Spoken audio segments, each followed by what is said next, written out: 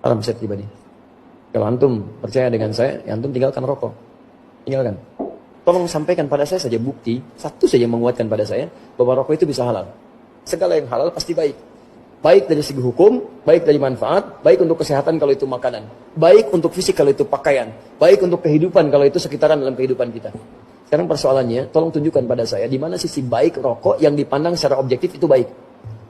Mana baiknya? Kalau rokok itu baik, antum boleh nggak anak antum yang 5 tahun dikasih rokok? Katanya baik. Antum sih nggak membolehkan anak antum merokok. Kenapa antum merokok? Bikin? Dan antum sepakat bahwa rokok itu kan ada racunnya. Di dalam rokok itu ada sesuatu yang berbahaya. Antum yang merokok, Masya Allah, menebarkan juga racun untuk orang lain. Dan penghisap itu kan lebih banyak ya negatifnya dibandingkan dengan perokok aktifnya. Perokok pasif itu lebih berbahaya. Dan sudah banyak penelitian di situ. Maka kalau saya pribadi mengatakan rokok haram gitu kan. Dijadikan hukumnya makruh. Setahu saya setiap perbuatan merusak diri adalah haram. Kenapa bisa ada yang mengatakan makruh? Kenapa ada yang mengatakan haram? Karena tidak ada secara eksplisit disebut dalam Quran. Ya ayyuhalladzina amanu inna rokok haram. Maka karena tak ada secara eksplisit, tidak ada secara tekstual, ulama beristihad. Rambut sama hitam, isinya macam-macam. Kata ulama Saudi Arabia, haram. Kata ulama Mesir, haram. Kata Muhammadiyah, haram. Kata MUI, haram bagi ibu hamil, ibu menyusui, anak kecil, orang tua sakit. Adapun orang yang biasa, makruh.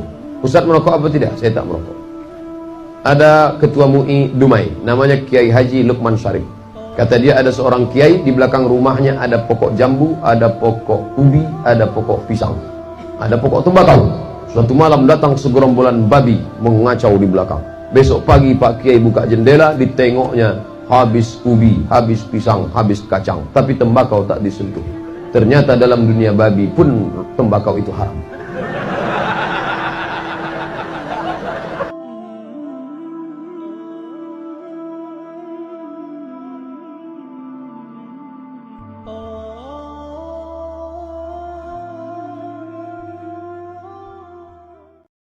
Ada merokok di sini? Banyak. Wah.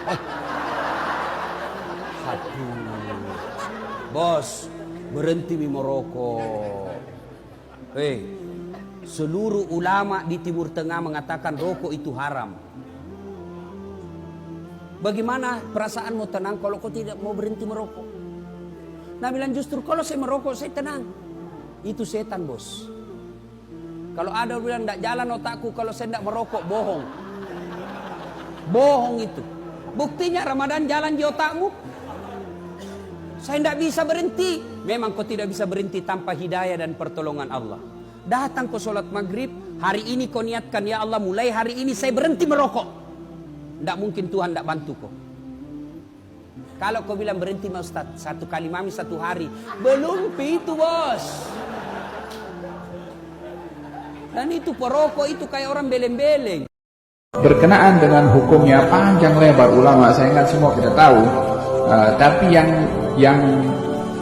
yang sepakat semua, baik dokter dan juga ahli kesehatan, yang mengatakan kalau rokok itu memudaratkan kepada tubuh badan. Nampak gambarnya rokok, itu kan yang meletakkan gambar demikian itu.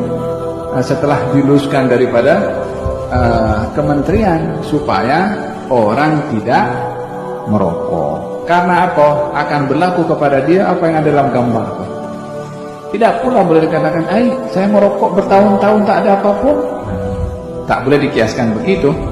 Berusahalah untuk mengelakkan daripada hal-hal yang memudaratkan. Apa saja, bukan hanya rokok, tapi apa saja yang boleh memudaratkan kepada kita dielakkan. Tolong tunjukkan dalam Al-Quranul Karim mana ayat tentang rokok. Waduh, susah ini kalau dapat orang pintar kayak gini. Nah, tolong tunjukkan ke Al-Quran kalau beras itu halal. Mana ada beras dalam Al-Quran? Tunjukkan. Nggak ada beras dalam Al-Quranul Karim. Sebagaimana tidak ada rokok dalam Al-Quranul Karim. Karena Rasul SAW tidak pernah makan beras selama hidupnya. Nggak ada beras di Madinah, nggak ada beras di Mekah, tapi Islam datang untuk alam semesta ini. Ada kaidah-kaidah umum yang disebutkan dalam Al-Quranul Karim. Nabi datang yuhillu lahumut thayyibat wa yuharrimu alaihimul khaba'is, menghalalkan yang baik-baik, baik halal, dan mengharamkan yang buruk-buruk. Sampai dikatakan yang buruk itu adalah yang membahayakan. Semua yang membahayakan itu haram. Dan ada sebuah kaidah, sabda Nabi SAW, la darara wa la dirar. Tidak boleh kita membahayakan diri sendiri, dan kita tidak boleh membahayakan orang lain. Tidak boleh. Rokok itu membahayakan diri sendiri apa tidak? Membahayakan. Membahayakan orang lain tidak? Membahayakan. Makanya kalau ada orang mengatakan rokok tapi Ustadz masih ada manfaatnya. Oh iya. Adakah bapak yang habis makan ngerokok sama anaknya, sama istrinya, anaknya dikasih ini baik ini, cos, anak, bagus, coba. Anaknya suruh, nggak ada, bapak jangan ngerokok. Bapaknya ngomong sama anaknya jangan ngerokok, ngomong sama istrinya jangan ngerokok. Lalu dia ngerokok, lalu mengatakan makruh. Loh, kalau makruh kenapa anaknya nggak diajak ngerokok? Engkau tahu bahaya ini. Maka tolonglah, yang masih mengatakan makruh, belajar lagi tentang rokok, manfaat dan bahayanya. Rokok itu najis enggak? Enggak. Rokok itu haram. Kak haram. Siapa bilang rokok itu haram? Batangnya itu. Kak haram. Mana? Wong enggak ada liur dog atau liur pig atau liur apa? Enggak ada. Di situ enggak ada yang haram. Tapi mengkonsumsinya membuat amanat Allah ini jadi sakit, itu yang haram. Bukan rokoknya, tapi merokoknya yang haram. Apakah rokok itu haram dan maksiat? Ya rokok haram. Dan sepakat para ulama tentang haramnya rokok. Dan gak ada kebaikan bagi rokok. Yang bilang bahwa rokok itu baik, manfaat, ya tukang rokok. Rokok gak ada manfaatnya. Gak ada manfaat sama sekali. Bahwa itu termasuk khaba'ith yang jelek. Kan Nabi Muhammad SAW diutus oleh Allah untuk menghalalkan yang baik, mengharamkan yang jelek. Allah berfirman dalam surah Al-A'raf, yuhillu lahumut thayyibat wa yuharrimu alaihimul khaba'ith. Bahwa Nabi datang itu untuk menghalalkan semua yang baik-baik dan mengharamkan semua yang jelek. Rokok jelek. Enggak ada yang bilang rokok itu baik. And I've given the talk on dietary laws in Islam, and I've covered this topic in detail. Time doesn't permit me here.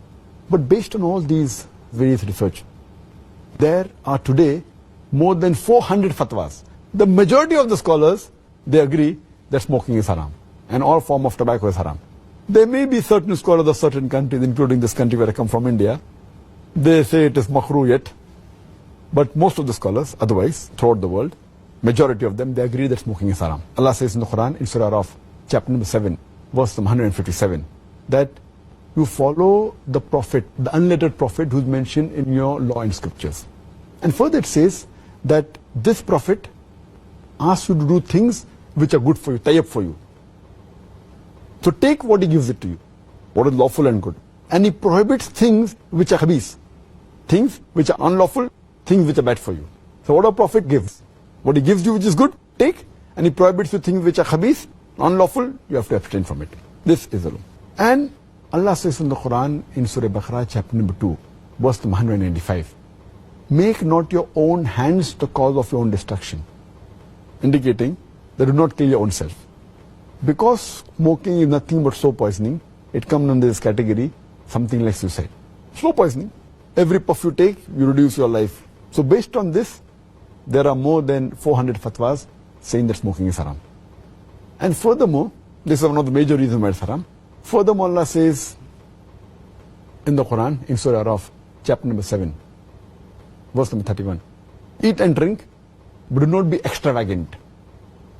Allah says in Surah Isra, chapter number 17, verse number 27, that do not be extravagant, do not be a spendthrift. For verily, a person who is a spendthrift is a brother of the Satan, is a brother of the devil. And we know that when we smoke, it's nothing but extravagance. It's nothing but taking a pound note, or a few pounds, or taking a dollar note, the green dollar bill, or a pound, and lighting up with fire. When we smoke, when we light the cigarette, it's nothing but burning money, whether it be rupees, whether it be dollars, whether it be pounds, whether it be riyals. It's nothing but extravagance which is haram in Islam. And you can give a list of reasons why it's haram. But just to cut it short, one more reason, that you cannot harm your own neighbor. You cannot harm your own brother. And in smoking, when you exhale out the smoke, it causes more damage to your neighbor. passive smoking is more dangerous than active smoking. When the person who smokes, when he exhales out, if the person who's a neighbor inhales the smoke, it causes more damage to him than the person who smokes. That's the reason many countries like Singapore, etc., they banned smoking in public places. In your personal house, you can do it. In public places, in government places, smoking has been banned. So based on this, it's haram. So smoking is haram. Mengapa hukum rokok ada yang bilang makruh, ada yang bilang haram? Mana yang benar? Menurut Anda kira-kira gimana? Coba. Begini, saya pernah ceritakan itu hari. Ada seorang guru di Saudi, saya ingatkan kembali, berdialog sama seorang syekh. Syekhnya dibilangin sama guru ini. Guru sekolah ya, dia berpendidikan. Dia bilang, "Syekh, kenapa Anda mengatakan rokok itu haram? Apa sebabnya?" Kata syekhnya, sementara dalam Al-Quran tidak ada dalil menyebutkan rokok secara khusus, nggak ada. Kenapa harus dibilang haram? Kata syekhnya, kau makan apel? Dia bilang iya. Kau makan jeruk? Iya. Baik, ada nggak disebut dalam Al-Quran apel sama jeruk? Dia bilang tidak ada. Baik, itu tidak ada, tapi boleh dimakan. Kenapa? Karena masuk dalam umumnya firman Allah, Allah menghalalkan semua yang baik-baik dan Allah mengharamkan yang khaba'ith, yang buruk, gitu kan? Jadi ulama mengeluarkan kaidah semua yang baik maka halal, semua yang buruk maka haram. Semua subhanallah yang haram itu pasti berefek tidak baik, gitu kan? Lalu dia bilang, tapi setahu saya tidak buruk karena saya merasa nyaman-nyaman saja, gitu kan? Saya merokok, saya percaya diri, saya nggak ada masalah. Ya orang mau mengatakan badan saya bau, baju saya bau, mulut saya bau, itu perkataan dia, tapi saya merasa nyaman-nyaman saja, nggak ada masalah, gitu kan? Berarti bisa saya katakan itu thayyibat, berarti baik ini buat saya. Dari mana tolok ukurnya ini baik atau buruk? Kata syekhnya, baik, kalau kamu mau lebih dalam lagi, sekarang saya tanya, kata syekh, kalau kamu pulang ke rumah habis ngajar, kamu temukan istri kamu lagi pegang rokok, anak kamu lagi pegang rokok, kamu biarin atau kamu larang? Kata gurunya ini, saya larang syekh. Kenapa kau larang? Dia bilang karena itu tidak baik. Nah, ini masuk dalam jawaban kamu sendiri. Kalau baik kamu biarin mereka merokok, beliin kalau perlu, sama-sama rokok ngepul di situ, gitu kan. Tapi enggak ternyata, gitu kan. Jadi lebih baik ditinggalkan, gitu. Jadi jangan berdalih kalau salah dan tetap dilakukan, akuin kesalahan.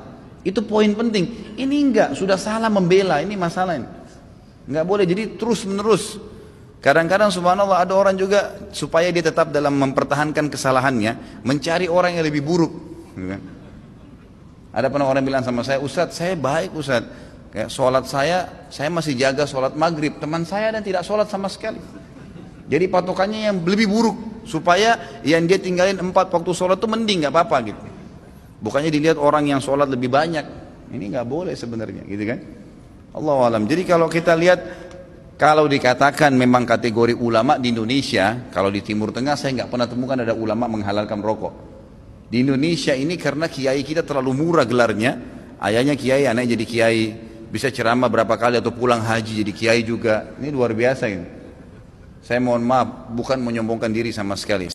Jadi kalau bicara dosa rokok, ya tentunya ketika dia merokok dia akan terus melakukan dosa tersebut, ya. Apalagi dalam Islam itu ada sebuah kaidah yang mengatakan la dharara wa la dirar. Tidak boleh kita membahayakan diri kita atau membahayakan orang lain, nggak boleh.